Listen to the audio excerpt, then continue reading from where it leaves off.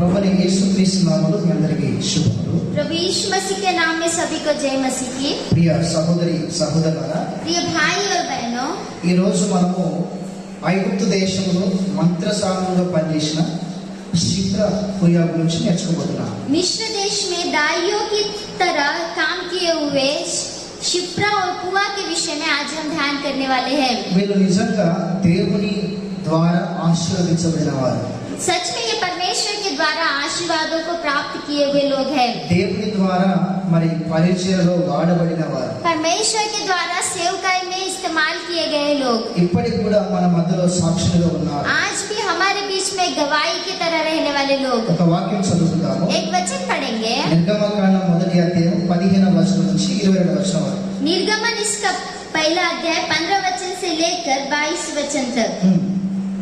शिप्रा और पुआ नामक दो इब्री दाइयों को मिस्र में के राजा ने आज्ञा दी, जब तुम इब्री स्त्रियों को बच्चा उत्पन्न होने के समय प्रसव के पत्थरों पर बैठी देखो, तब यदि बेटा हो तो उसे मार डालना और बेटी हो तो जीवित रहने देना। परंतु वे दाइयां परमेश्वर का भय मानती थी, इसलिए मिस्र के राजा की आज्ञा न मानकर लड़कों को भी जीवित छोड़ देती थी। तब मिस्र के राजा ने उनको बुलवाकर पूछा, तुम जो लड़कों को जीवित छोड़ देती हो तो ऐसा क्यों करती हो? दाइयों ने फिरौन को उत्तर दिया, हिब्री स्त्रियां मिस्री स्त्रियों के समान नहीं है, वे ऐसी फुर्तीली है कि दाइयों के पहुंचने से पहले ही उनको बच्चा उत्पन्न हो जाता है।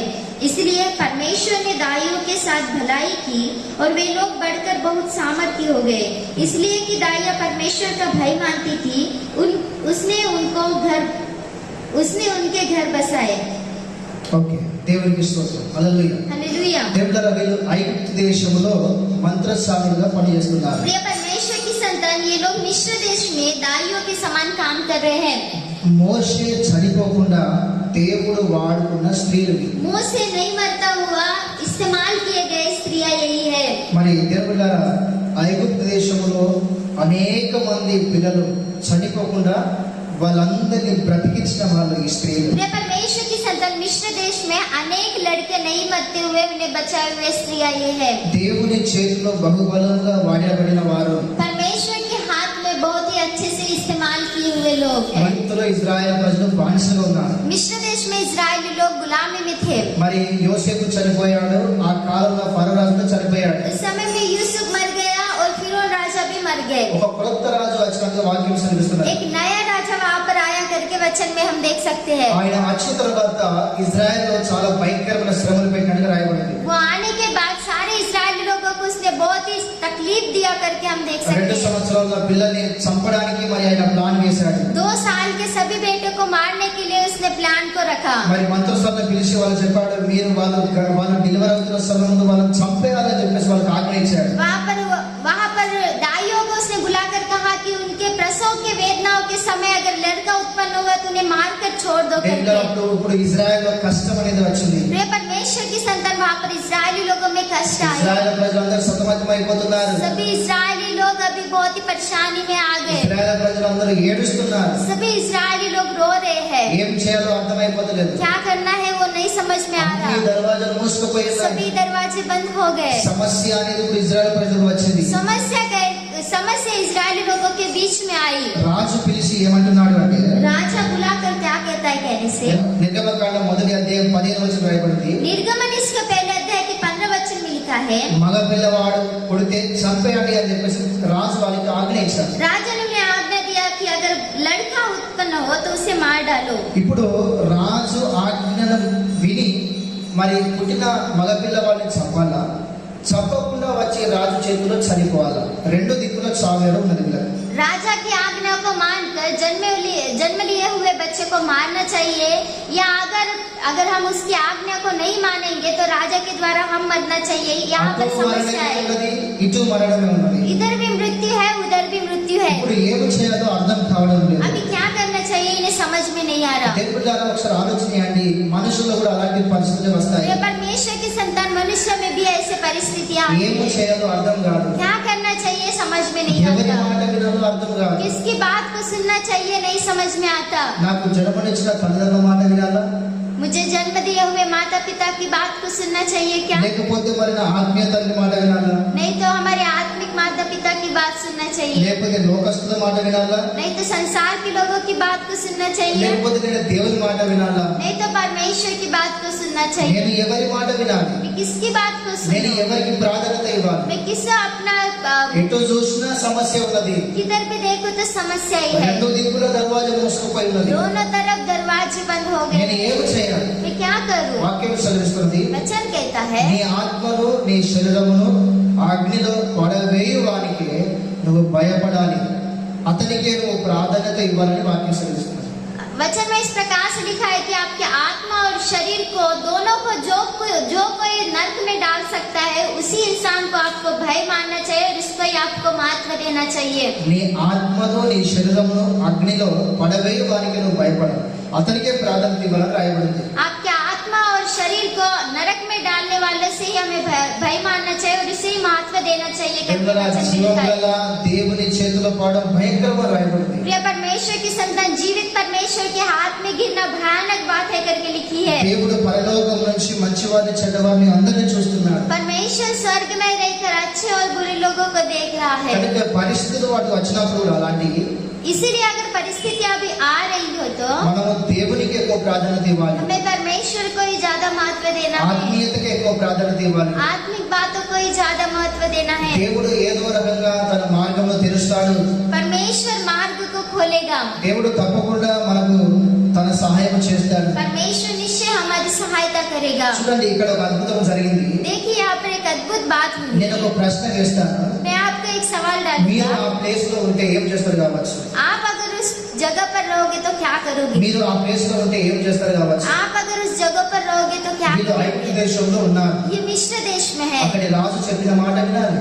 वहाँ के राजा की बात इन्हें मानना వీళ్ళు चाहिए। చేయలేదు అన్న సంగతి ఆయన తెలిస్తే నిమిషం పట్టకుండా వాళ్ళందరినీ కోపిస్తారు. అక్కడ अगर ये लोग उसकी बात को नहीं मान रहे, उसको पता चलेगा तो एक मिनट भी नहीं लगेगा कि उनको काट डालने के लिए। మరణమున కూడా తెగించినారు దేవులారా. ये लोग मृत्यु को भी नहीं भय కానీ माने, దేవునికి అక్కడ ఎక్కువ ప్రాధాన్యత ఇచ్చారు. लेकिन परमेश्वर को ही उन्होंने ज्यादा महत्व వాళ్ళు दिया। ఏ విధంగా మన అక్కడ ప్రవర్తించలు కావచ్చు, उन लोगों ने किस प्रकार से वहाँ पर बर्ताव మరి ఏ किया होगा, విధంగా దేవుని మహిమపరచలు కావచ్చు, किस प्रकार से परमेश्वर के नाम की ఏ महिमा की విధంగా होगी, పిల్లల్ని కాపాడలు కావచ్చు, किस प्रकार से उन्होंने बच्चों को बचाया ఏ होगा, విధంగా వాళ్ళు సేవ చేసలు కావచ్చు. किस प्रकार से उन्होंने सेवकाई की వాళ్ళని होगी, వాళ్ళని కాపాడుకున్నారు. उन्होंने अपने आप को बचाया అక్కడ ఐగుప్తు దేశంలో మగ పిల్ల వాళ్ళందరినీ కాపాడి और वहाँ के मिस्र देश के सभी लड़कियों को उन्होंने बचाया। ఏం చేసలు కావచ్చు? इन्होंने क्या किया होगा? మొట్టమొదటిగా మనం ఆలోచన చేస్తే सबसे पहली बात को अगर हम विचार करेंगे तो నిర్గమకాండ మొదటి అధ్యాయము 18-19 వచనంలో निर्गमन इसका पहला अध्याय 18 और 19 वचन में వీళ్ళు రాజు దగ్గరకు వచ్చి, ये लोग राजा के पास आकर, రాజా हे राजा, మరి ఐగుప్తు ఆ ఇబ్రీ స్త్రీలు చాలా జ్ఞానవంతులు, कोई इब्री स्त्रियां बहुत ही ज्ञानवान है, మీరు చెప్పిన మాట మేము విని అది చేద్దామని వెళ్ళాము. आपने जो आज्ञा दी उस आज्ञा को मानकर वो करने के लिए हम गए थे। మేము వెళ్ళక ముందే వాళ్ళు మరి పిల్లల్ని కన్నారు అని చెప్పేసి రాజు చెప్పారు. वो हम जाने से पहले उन्होंने बच्चों को जन्म दिया करके उन लोगों ने राजा को बताया। మేము పోక ముందే వాళ్ళు పిల్లలు కన్నారు రాజా, ఇప్పుడు మేము ఏం చేయాలి? हम जाने से पहले ही उन्होंने बच्चे को जन्म दिया, हम क्या करना चाहिए अब करके వాళ్ళ కళ్ళ కూడా ఏమైనా చేసినప్పుడు మమ్మల్ని అక్కడనే సమాధి చేస్తారు. अगर हम उनके आंखों के सामने कुछ करेंगे तो वो लोग हमें वहीं पर मार కనుక डालेंगे। మేము ఏం చేయలేకుండా మరి తిరిగి వచ్చేసాం రాజా. इसलिए हम कुछ ना करते हुए वापस घूम के आए। వాస్తవానికి వీళ్ళ డెలివరీ చేసి అక్కడ. वास्तव में इन्होंने वहाँ पर उनकी डिलीवरी की, కానీ ఇప్పుడు చూడండి ఎంత జ్ఞానం అక్కడ ఉపయోగించిందో. लेकिन देखिए यहाँ पर कितने ज्ञान को वो लोग इस्तेमाल వీళ్ళు कर रहे हैं। జ్ఞానమును ఉపయోగించి అలా మాట్లాడడం ద్వారా ज्ञान వీళ్ళు బ్రతికించుకున్నారు, వాళ్ళు కూడా బ్రతికించారు. ज्ञान को इस्तेमाल करके बात करने के द्वारा अपने आप को इन्होंने बचा लिया और उनको भी बचाया। అందుకే మనిషికి జ్ఞానం అనేది చాలా అవసరం. इसलिए मनुष्य को ज्ञान रहना बहुत ही जरूरी है। జ్ఞానము మనిషిని బ్రతికిస్తుంది, ज्ञान मनुष्य को बचाता है, జ్ఞానము మనిషికి త్రోవ చూపుతుంది. ज्ञान मनुष्य को रास्ता दिखाता కనుక है। దయ్యముల జ్ఞానం కాదు, इसलिए शैतान का ज्ञान नहीं, మనుషుల జ్ఞానం కాదు, मनुष्य का ध्यान ఈ नहीं, లోకానుసరమైన జ్ఞానం इस కాదు, संसार का ज्ञान नहीं, దేవుని జ్ఞానం కావాలి. దేవులారా, परमेश्वर का ज्ञान रहना चाहिए। प्रिय परमेश्वर की संतान, దేవుని జ్ఞానం లేకపోతే అడగమని యాకోబు 1:5 రాయబడింది. परमेश्वर ने कहा कि अगर आपको ज्ञान नहीं है तो मांगिए करके याकूब 1:5 में कहता है దేవుని జ్ఞానం మనకు కావాలి. परमेश्वर का ज्ञान हमें रहना चाहिए। హోషేయ గ్రంథం 4:6 రాయబడింది, होशे इसके 4th अध्याय के 6वें वचन में लिखा है, దేవుడు నా జ్ఞానం లేకపోతే ప్రజలు నశించిపోతారు అని मेरे చెప్పేసి. ज्ञान नहीं रहने की वजह से लोग नाश हो रहे हैं। యెషయా గ్రంథం 1:3 రాయబడింది, यशायाह इसके पहले अध्याय के 3वें वचन में लिखा है, నా ప్రజలని ఇశ్రాయేలుకు జ్ఞానం లేదు, मेरे मेरे लोग इस्राएली लोगों को ज्ञान नहीं అందుకే है, వాళ్ళు కానాను దేశంలో అడుగు పెట్టినట్టుగా రాయబడింది. इसलिए वो लोग कनान देश में पैर नहीं रखे करके लिखा है। ఎఫెసీయుల రాసిన పత్రిక 5:15 इफिसियों इसका 5वें अध्याय के 15 वचन మీరు में జ్ఞానము కలిగి నడుచుకోవాలని మాట్లాడుతున్నాడు. आप ज्ञान के साथ चलना चाहिए करके लिखा है। మత్తయి సువార్త 25 అధ్యాయం 1 నుంచి 13 వచనం చదివితే, मत्ती रचित सुसमाचार 25 अध्याय पहले वचन से 13 वचन तक पढ़ने से బుద్ధిగల 5 కన్యకలు యేసు ప్రభుతో రెండో రాకడలో ఎత్తబడ్డారు. बुद्धिमान स्त्रियां, बुद्धिमान 5 कुंवारियां यीशु मसीह के साथ दूसरे आगमन में उठा लिए गए। చూడండి, స్టార్టింగ్ కాడ నుంచి ఎండింగ్ దాకా మనం చూస్తున్నాం. देखिए शुरुआत से अंत तक हम देख रहे हैं సంఘానికి ప్రతి ఒక్కరికి దేవుని జ్ఞానం ఎంత అవసరమైనది, कलीसिया को और हर एक इंसान को परमेश्वर का ज्ञान बहुत ही जरूरी ఎంతో है, అవసరమైనది. बहुत ही जरूरी है। ఐగుప్తు దేశంలో దానియేలు ఒక జ్ఞానమును చూసి నెబుకద్నెజరు స్పష్టంగా పడి నమస్కారం చేసి నీ దేవుడు గొప్పవాడు అని చెప్పి సాక్షించాడు. लोन के साम्राज्य में नबूकदनेस्सर ने दानियेल के ज्ञान को देखकर आपका परमेश्वर बहुत ही महान है करके उसे साक्षात नमस्कार किया। అంతేకాదు సామెతల గ్రంథం 18:1 జ్ఞానం గల స్త్రీ తన కుటుంబాన్ని కట్టుకుంటుందని రాయబడింది. 3 కాదు, తన చేతులతో తన ఇల్లు కూడగొట్టుకుని రాయబడింది. नीति वचन 14 अध्याय के पहले वचन में ऐसा लिखा है कि बुद्धिमान स्त्री अपने घर को बांधती है और मूढ़ स्त्री अपने हाथों से उस घर को तोड़ती है। స్త్రీలకు పురుషులకు నిజంగా ఈ యొక్క క్షిప్ర క్రియను బట్టి మనం చాలా అద్భుతమైన పాఠాలు నేర్చుకుంటున్నాం. स्त्री और पुरुष दोनों भी इस शिप्रा और कुआ के द्वारा हम अद्भुत बातों को सीख सकते हैं। ప్రతి ఒక్కరికి దేవుని జ్ఞానం కావాలి. हर एक इंसान को परमेश्वर का ज्ञान रहना चाहिए, దేవుని జ్ఞానం కలిగి మనం నడుచుకోవాలి. परमेश्वर के ज्ञान के द्वारा हमें चलना ఈ चाहिए। రోజు చాలా మందిలో దేవుని జ్ఞానం లేకుంటారు. आज के दिनों में बहुत सारे लोगों के अंदर परमेश्वर का ज्ञान नहीं है। प्रिय परमेश्वर की संतान, దేవుని జ్ఞానం మనకు ఎంతో అవసరమైనది. परमेश्वर का ज्ञान हमें बहुत ही जरूरी है। రెండో విషయం మనం ఆలోచన చేస్తే, दूसरी बात को अगर हम विचार करेंगे तो నిర్గమకాండం 1వ అధ్యాయం 17వ వచనం, निर्गमन इसका पहले अध्याय का 17 वचन, అక్కడ రాయబడింది, वहाँ पर लिखा है వీళ్ళు దేవునికి భయపడేవారు అని రాయబడింది. ये परमेश्वर का भय मानने वाले लोग थे। మనుషులకు భయపడే వాళ్ళు కాదు, ये मनुष्य को भय मानने वाले సాతానుకు लोग భయపడే వాళ్ళు కాదు, थे, शैतान से डरने वाले लोग नहीं थे, లోకానికి లోకస్తులకు భయపడే వాళ్ళు కాదు. संसार और संसार के लोगों से भय मानने वाले नहीं వాక్యం थे। సెలవిస్తున్నది, वचन में इस प्रकार से लिखा है, వీళ్ళు సాగు కూడా భయపడలేదు. ये लोग मृत्यु को भी नहीं डरे। వా, ఎంత అద్భుతమైన సాక్ష్యము. देखिए कितनी अद्भुत गवाही है। బబులోను సామ్రాజ్యంలో శద్రక్ మేషక్ అబేద్నెగోని ఆ మూర్తికి నమస్కారం చేయమన్నారు. वहाँ बबुलोन के साम्राज्य में शद्रक मेशक और अबेदनगो को उस मूर्ति को दंडवत करने के लिए कहा, లేకపోతే అగ్నిగుండంలో పడవేసి చంపుతామని అన్నారు. नहीं तो आग के भट्टी में डालकर आपको मार डालेंगे करके कहा। చావు కన్నా సిద్ధపడ్డారు కానీ దేవుని ఆజ్ఞ మాత్రం ధిక్కరించలేదు. मरने के लिए तैयार हुए लेकिन परमेश्वर की आज्ञा का उल्लंघन नहीं किए। ఈ రోజు నువ్వు ఉన్నావా మరి? आज के दिन आप हो क्या? फिर నిజంగా దేవునికి భయపడుతున్నావా? सच में परमेश्वर से आप डर रहे हो क्या? దేవునికి భయపడేవాడు దేవుడు ఎప్పుడు పాపం చేయడు. परमेश्वर से डरने वाला प्रिय परमेश्वर की संतान कभी पाप नहीं करता। దేవునికి భయపడేవాడు దేవుడు ఎప్పుడు దేవుని వాక్యాన్ని ధిక్కరించడు. परमेश्वर से डरने वाला कभी भी परमेश्वर के वचन का उल्लंघन नहीं करता।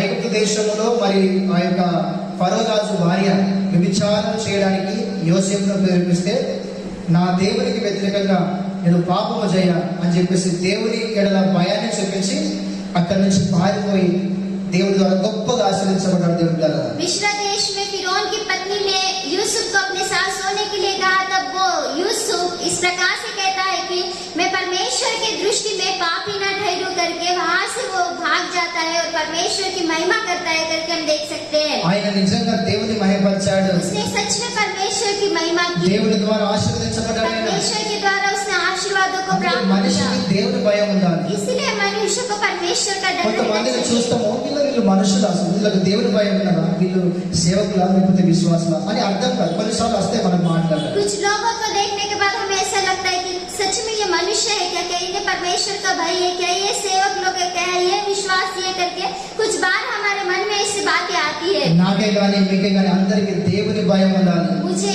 आपको सभी लोगों को परमेश्वर का भय रहना चाहिए। యాకోబు రాసిన పత్రిక 4వ అధ్యాయం 7వ వచనంలో, याकूब 4th अध्याय के 7वें वचन में దేవునికి భయపడుడి, परमेश्वर से डरिए, అపవాదిని ఎదిరించుడి, शैतान का सामना అప్పుడు कीजिए, వాడు మీ ఎదురు నుంచి పారిపోవడానికి రాయబడింది. तब वो आपके सामने से भाग जाएगा करके लिखा है। కనుక దేవునికి భయపడాలి. इसलिए परमेश्वर से डरना चाहिए। ఆది కాండము 22 అధ్యాయం 12 వచనంలో उत्पत्ति के 22वें अध्याय के 12 वचन में దేవుడు అబ్రహాము దేవునికి భయపడే వ్యక్తి. प्रिय परमेश्वर की संतान अब्राहम परमेश्वर से डरने वाला इंसान था। దేవుడు అన్నాడు నీ కుమారుని నాకు బలి ఇవ్వమని చెప్పేసి. परमेश्वर ने कहा कि तेरे पुत्र को मुझे बलिदान दे। ఇస్సాకును మోరియా పర్వతం మీద తీసుకువెళ్ళాడు. इसहाक को मोरिया पर्वत के ऊपर ले गया, బలి ఇవ్వబోతున్నాడు. बलि को देने वाला था। దేవుడు చూసి ఆపాడు. परमेश्वर ने देखकर उसे रुकाया। అబ్రహాము వద్దు, अब्राहम मत నీ कर, కుమారునికి బదులు అక్కడ పొట్టేలు బలి అర్పించు. तेरे पुत्र के बदले वहाँ पर जो बछड़ा है उसे बलिदान कर। దీని వలన నువ్వు నాకు భయపడుతున్నావని నేను తెలుసుకున్నాను అన్నాడు. इसके द्वारा ही तू मुझे भय मानता है करके मैं जानूंगा करके वहाँ पर लिखा है। కనుక దేవుని యందు భయభక్తులను ఆశీర్వదించబడతాడు. इसलिए परमेश्वर के ऊपर भय और भक्ति के साथ रहने वाला आशीर्वादों को प्राप्त करता ఈ है। స్త్రీలు దేవునికి భయపడ్డారు. इसलिए परमेश्वर क्यों डरे? మరి మనకు దేవుని భయం ఉన్నదా? क्या हमारे अंदर परमेश्वर का भय है? ఒకసారి ఆలోచన చేయాలి. एक बार हमें परखना चाहिए। మూడవది ఆలోచన చేస్తే तीसरी बात को अगर हम विचार करेंगे అదే तो నిర్గమకాండం 1వ అధ్యాయం 10వ వచనంలో उसी निर्गमन के पहले अध्याय के 17 वचन में వీళ్ళు ధైర్యవంతులు అని రాయబడింది. ये हिम्मतवान लोग थे करके लिखा है। వీళ్ళు 2 తిమోతి 1వ అధ్యాయం 7వ వచనంలో दूसरा तिमोथी पहले अध्याय के 7वें वचन నేను में మీకు పెరిగితనం గల ఆత్మను ఇవ్వలేదు అంటున్నాడు.